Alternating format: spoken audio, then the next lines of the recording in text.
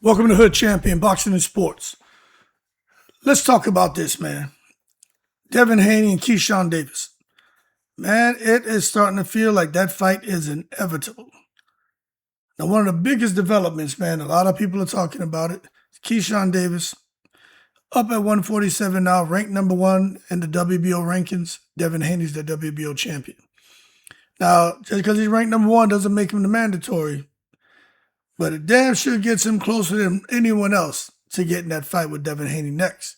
We know Bill Haney has promised Keyshawn that fight with Devin, told him he just had to win, and Keyshawn won. And now Keyshawn shows up at the number one position for the WBO, and this has everybody excited. But the thing is, right, with him being ranked number one, it puts pressure on Devin Haney, sure. And fans are asking one question. You know what I mean? Will Keyshawn bring in the Olympic pedigree, the star power, his Virginia fan base, the aggression, the personality? Is that going to be enough to beat the experienced Devin Haney?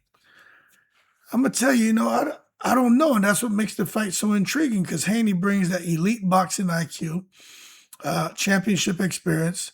He's got defensive discipline out of this world. And he has big fight experience, and Devin Haney has composure, man. You got to give him credit for that. I sit back, I watch these guys. I'm not fans of anyone. I'm a fan of boxing. So I call it like I see it. And I got to be honest with you, when it comes to Keyshawn and Devin Haney, I just think the biggest difference here is going to be Devin Haney's maturity. You know what I'm saying? Devin Haney, he will slow the pace of that fight down to where he's the most comfortable. You know what I'm saying? And he's physically strong. You can tell when he gets in clinches that Devin Haney he's stronger than what people think. He is. And with Keyshawn and some of that stuff, he was able to get away with at 140. I don't think that's going to fly with Devin. First of all, Devin ain't staying in the pocket long enough for Keyshawn to be able to make it a super physical fight. And that's what I'm saying. Stylistically, it's very fascinating. Is Keyshawn going to be able to keep up with Devin Haney's fast feet and ring movement? You know what I'm saying? I don't know. And I'm trying to say, okay, who has Keyshawn fought like Devin? But then I have to stop and tell myself, this man won a silver medal in the Olympics. Keyshawn surely has faced all kind of different styles. You don't just get to win a silver medal in the Olympics and you haven't faced, different styles of fighters. And I think that's something that he's going to have to, really depend on, man. When he gets in that ring with Devin, is a pull from a lot of that experience he had as an amateur and the different styles he saw. Because Devin Haney, I'm going to tell y'all again, Devin Haney, there's something special about him.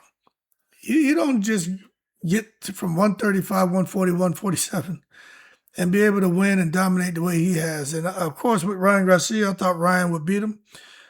But then, we saw what happened, Ryan being on the pads. So that fight doesn't count. People still bring that up. Nah, I got to be real about that. That shit doesn't count. It scratched that. I think it's horrible what Ryan did. But the bottom line is, here we are now with Devin. And Devin against Brian Norman Jr., I was impressed. I was impressed. Because they practiced that shot where he leaped in with the hook. They practiced it. And he just threw it and it landed. And it changed the fight big time. And that's why when you listen to people who talk about Devin Haney, they say, look, man, Hood, Keyshawn has never seen a technician like Devin. Before, I would have been like, well, hold your horses. Let's not take it to the stupid. But no, they're right. Because we saw Devin, as a technician, execute flawlessly against Brian Norman Jr. in a fight where I thought Tranquilized Man was going to knock Devin out. That first round looked like it was going that direction. But Devin just showed, man, that he got experience. He's technical. Something special about Devin Haney, man, and what his dad has done with him, as his trainer, and bringing other trainers in a consulting capacity to kind of bridge those knowledge gaps that he doesn't possess. I just think they need to be commended, man. You know what I mean? And I just got to be real. Now you hear some of these young people, the little dumb fucks. They say, if you're criticizing someone and then you come back and praise them, they like to say that's flip-flopping. That's why I don't be entertaining these pricks. If someone's doing something that you like, you should praise them. And if they start doing bullshit, you should criticize them. That's flip-flopping. Everything is flip-flopping to these fucking TikTok young dumbasses. I'm telling you right now, Devin has my respect as a fighter, and I do believe that I do believe when he was fighting Lomachenko and the Jojo Diaz's and the Jorge Linares, Regis Prograis, I think he and his team 100% were looking at, the advantages they had. I mean, but you know what? That's part of boxing. You're supposed to strategize. So his career was carefully pieced together, but the bottom line, he had to get in there and win. And that's why a lot of people feel, you know what, man, this is an intriguing matchup because Devin's done nothing but win. He's going to win again. And with Keyshawn, he's done nothing but win, and he's going to win again. And both of them are confident they're a superior boxer. But that's why they got to get in the ring so they can prove it. Now, can Devin Haney's movement neutralize Keyshawn's size and pressure? We'll find out, right? The same thing when people are saying, can Keyshawn strengthen physicality, wear Haney down? When has Haney ever been worn down? Even when he was fighting Ryan Garcia, Devin didn't get tired. So that's my question. When has Devin Haney been worn down? And when have you seen Keyshawn worn down? Both of those guys have the ability to up it in a fight. And that's why I think it's outstanding that Keyshawn, he has his moment right now. Officially positioned as the mandatory. If that happens, the pressure becomes enormous for them to make the fight, and I think they will make it. Now, moving on. Tszyu looking sharp in training. I was very impressed watching Tszyu doing the business. Now, we know we've seen clips of Errol Spence, and Errol Spence looks outstanding as well. But for Tszyu, I ain't gonna lie, I was very impressed to see Tszyu doing the business. Let me show you what I'm talking about. I'm gonna show you right now, man, because you'll see what I'm talking about. Here it is. I'm gonna.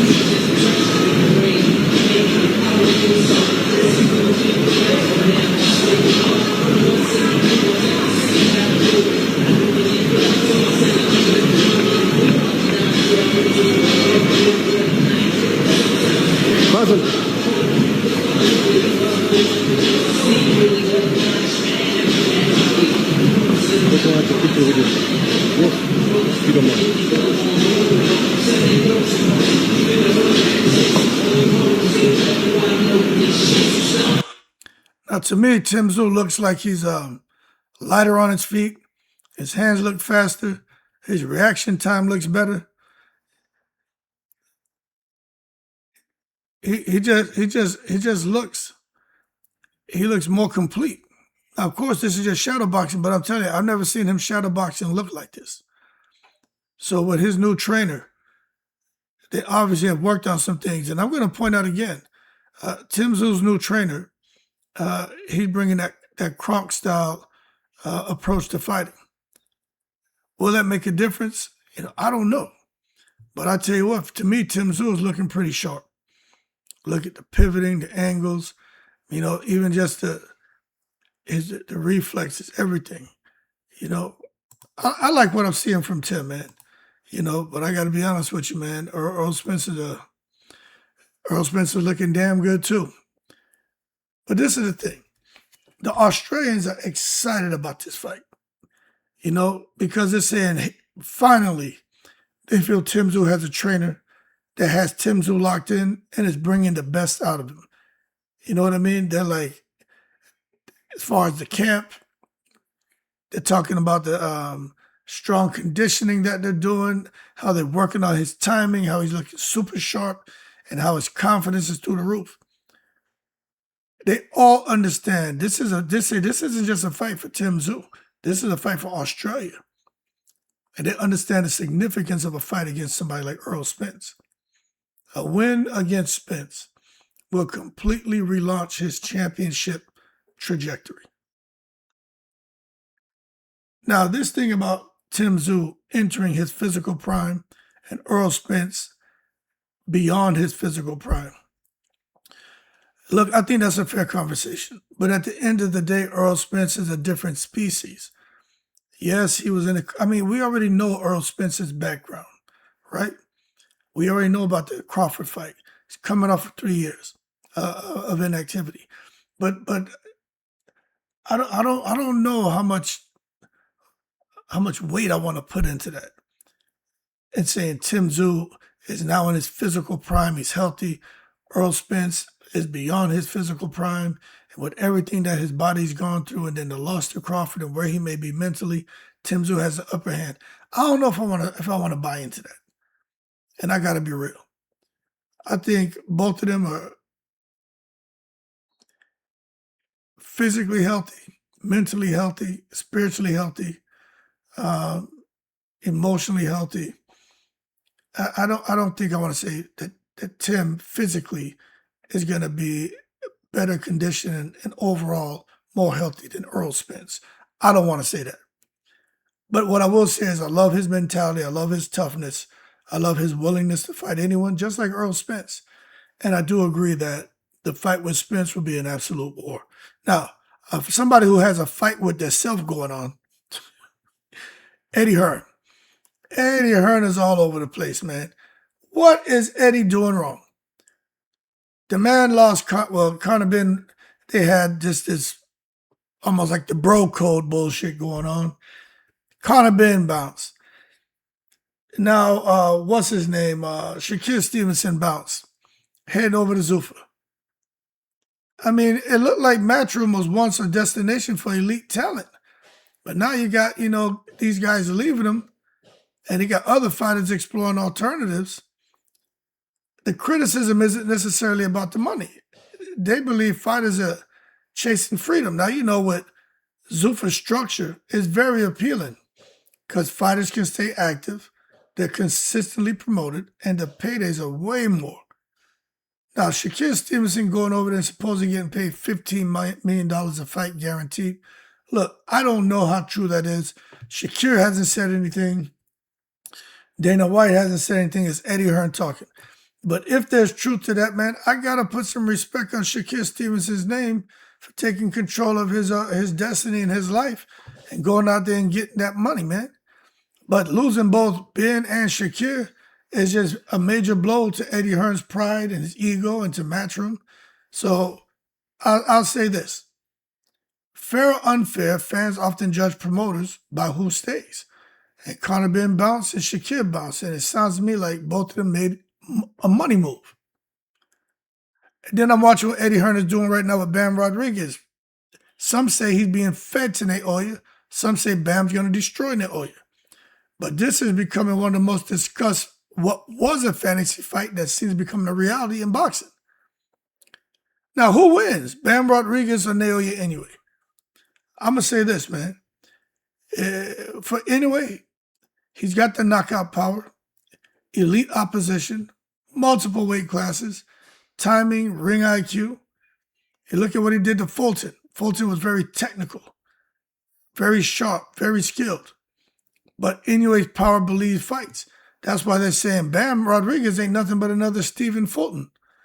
Technical, IQ, amazing boxer. But all that technique and footwork he has is great. The IQ is on point. He's fearless. He's consistently beating quality opposition, Hood. But the big question is, can he handle that power for 12 rounds the way that Fulton could not do it? And this debate is driving the matchup. That's why they're saying Bam Rodriguez is going to be fed to Naoya and Naoya is going to destroy him. But then the others are saying, nah, Bam is different. He's not Fulton.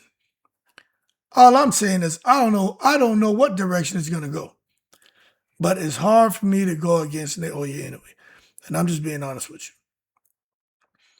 Now, Tiara Brown calls out Alycia Baumgardner.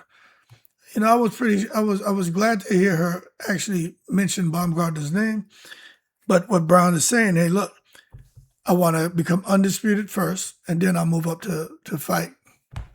Then I'll move up to fight Alycia. So she wants to fight. But this is good because that just tells you, Tiara Brown is pushing for bigger opportunities. Fans respect her willingness to call out major names and in a respectful way. And Baumgardner is one of the biggest attractions of women's boxing. So stylistically, it could be very explosive. Both women bring the confidence, personality. They can sell a fight. But I think the question is whether promoters, how soon they want to make it. Because I could see Alycia not, depending on where she goes and her status and what she becomes, because she's already, one of the faces of women's boxing. But if she can really come out here and really grow her profile exponentially, I wonder how easy it'll be to make that fight or how difficult the negotiations will be. But they're both MVP fighters, so it shouldn't be that difficult. But I'd say I'm just sitting back watching right now. Let's see what happens if Alicia's still around the sport of boxing in the next year and a half, 2 years, and if she'd be willing to fight Tiara Brown. Because I know she was trying to fight her before, but Tiara Brown had her reasons of why she didn't want to make the fight. So it is what it is. Now, something else that is what it is Rico Verhoeven crashing the WBC top 10. They said they're going to put that man in the top 10. They ranked him at number 8. And I believe he earned a spot. I ain't gonna lie. Size, athleticism, he's got the boxing IQ. He's got it, man. Just for that fight against Usyk, he deserves to be ranked. The way he fought Usyk, he would have beat most heavyweights. But the bottom line, people are paying attention. People are paying attention, and they're talking. He has become probably the most discussed crossover athlete when it comes to combat sports and boxing, just because of what he did to Usyk. That Tyson Fury is one thing. Mayweather, and where he was in his career, is one thing. But what Verhoeven did to Usyk, nobody saw that shit coming. Nobody saw it coming. So, congrats to Verhoeven, man. I'm looking forward to see him fight again. Now, back on Shakur Stevenson. This man's gone over to Zuffa. That's what it sounds like. Sounds like it's some huge money. But I think there's a huge risk associated with it as well. I'm listening to people, and people are split on it. They say, we get it. There's a lot of positive here, Hood. The money, the visibility. Shakur be active. But they're like, there's some enormous financial opportunities for him over there. And we get it. But what happens with the sanctioning bodies? What's going to happen now? He's a champion at 140. Are they going to do him the way they're doing Jaya Pattaya? If Shakur now is fighting for a Zuffa title at 140, Zuffa has these weight divisions a little bit different from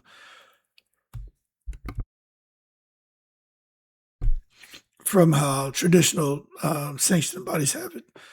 But if he goes out and he's fighting for a Zuffa title, will they force him to choose between the WBO or the Zuffa title? You know what I'm saying? Are they going to do him like Jai? Jai Pattaya, he's a fighter who's ended up now in the position he's in where it seems like the sanctioning bodies just don't want him to win a title, period. They don't want him to have any titles. Keep your Zuffa belt. They even seem to be trying to screw him out of his ring belt. They definitely don't want him to have any of the other belts, man. It's just really unfortunate, man. So will they try to do Shakur Stevenson the same way? Now, Shakur could become one of the faces of the new era under Zuffa. But I'll tell you this. I'm more worried that he's going to make huge money, but they're not going to have the opponents for him, and it's not going to satisfy the hardcore boxing fans. And Shakur already gets a hard time from a lot of the fans as is.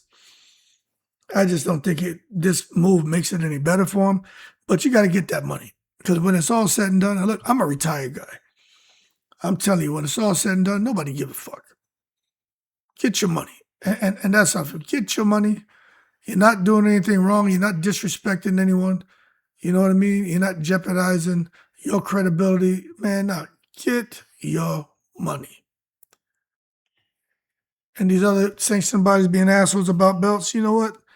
Whatever, man. Tell them to kiss your ass. That being said, man, y'all keep cool. A lot of stuff going on. Power shift in boxing. Yeah, I'm glad Haney and Keyshawn may be getting it on. I'm glad Shakur's getting his money. I'm glad to see everything that's going on in the sport of boxing. Yo, I'm in the breeze.